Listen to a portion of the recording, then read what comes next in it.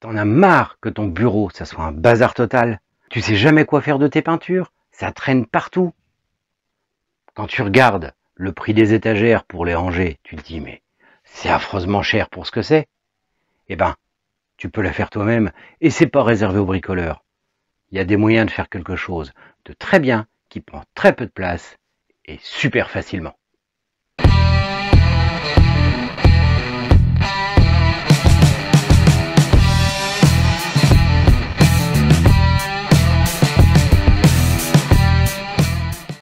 Bonjour à tous et bienvenue chez Serial Painters. Alors oui, aujourd'hui c'est un tuto un peu différent. Mais ça reste dans l'univers de la figurine. On va faire une étagère pour nos pots à peinture. Alors, pour les pots, pour les fioles type Army Painter, Scale, Green Stuff World, Vallejo, MIG, ce qui correspond quand même à pas mal de peintures et je sais qu'en plus vous êtes nombreux à les utiliser. Pour ça, on va utiliser une simple planche de bois. Ça pourrait être du médium, vous fixez pas sur le bois, moi c'est une planche en pin, mais ça fera très bien l'affaire. Et vous allez voir, franchement, c'est pas difficile. Il va falloir très peu de matériel. Au final, il va nous falloir une perceuse, une mèche à bois, une règle et un crayon. Alors, on va prendre ici une planche en pin de 60 par 30.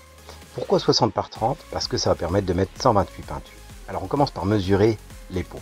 Alors moi je les avais mesurés avec un pied à coulisse et je peux vous dire qu'en moyenne ils font entre 24,6 et 24,9. Donc c'est pour ça qu'il va falloir percer avec des trous de 25 minimum. Alors je fais des traits en commençant à 2,5 cm, puis tous les 3,5 cm tout le long. Pareil sur le côté.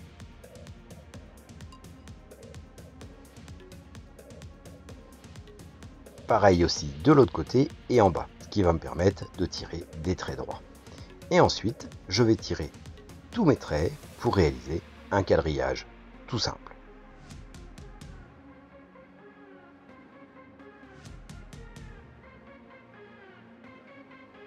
Alors, le quadrillage va nous servir parce qu'on va percer à chaque intersection.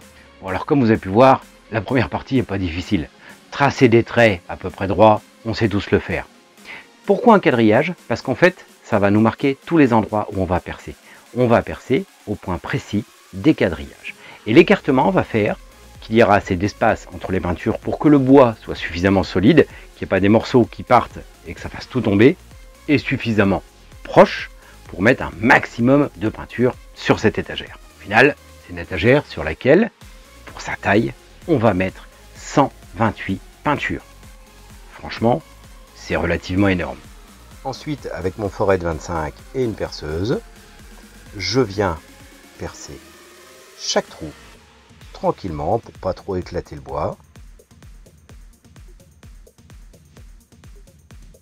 Alors si vous avez une perceuse à colonne, croyez-moi, c'est encore mieux. Ça perce bien droit et ça va plus vite. Alors, comme vous avez pu voir, je perce avec une mèche de 25. Je l'ai expliqué bien sûr, mais surtout pas en dessous. Si vous percez avec une mèche de 24, vous allez être largement embêté. 25 c'est parfait, les peintures tiennent bien, c'est nickel. Si vous n'avez pas du 26, fera l'affaire, ça marchera bien aussi. Et voilà notre plaque trouée. Alors comme les trous étaient un peu gros pour faire une moustiquière, j'ai décidé de mettre des pots de peinture dedans. Moi ici, je vais mettre deux petites planches sur chaque côté pour pouvoir l'accrocher à l'arrière d'un meuble.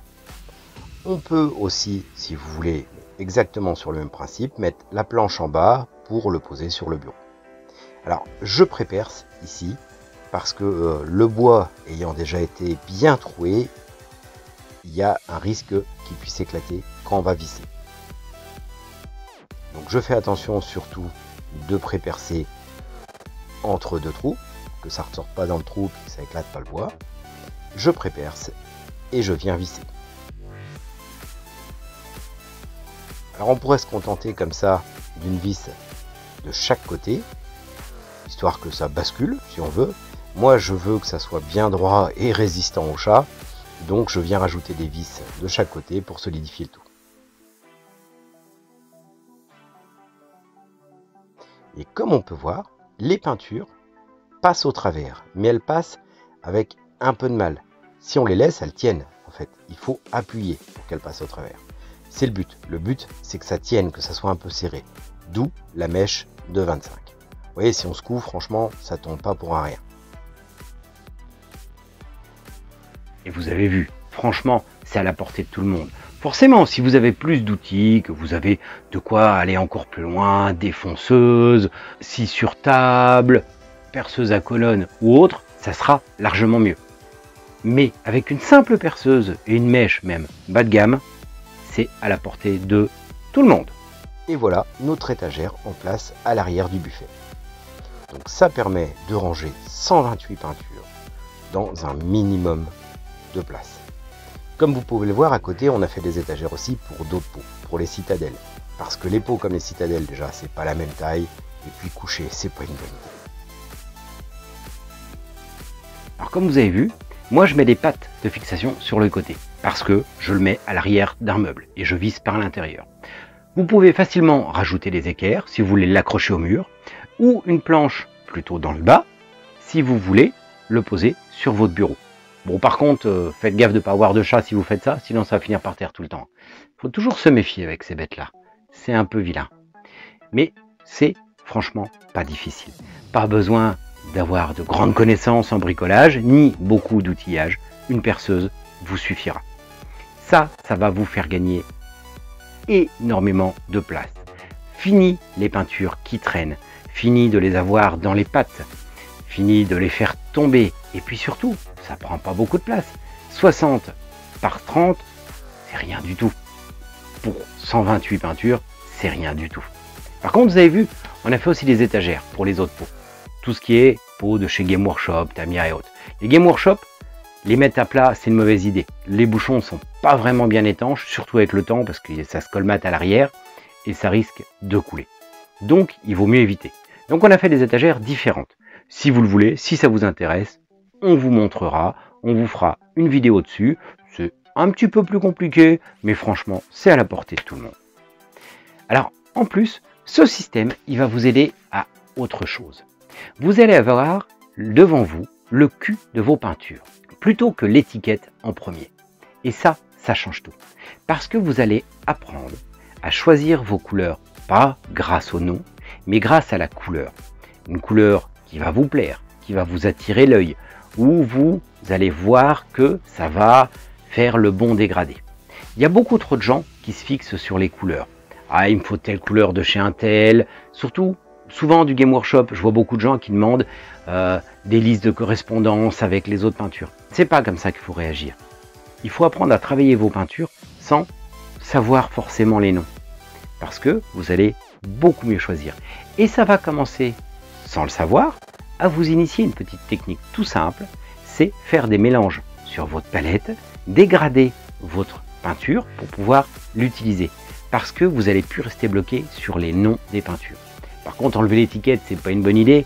Quand vous allez avoir besoin d'en racheter, vous saurez plus ce que c'est. En attendant, j'espère que cette vidéo va vous faire gagner de la place. Pour ceux qui nous connaissent pas encore des masses, on a plein d'autres vidéos derrière. Donc n'hésitez pas à liker cette vidéo, à liker les autres, à vous abonner, à nous suivre. Et c'est pas parce que c'est l'été qu'il faut arrêter de peindre. À la semaine prochaine!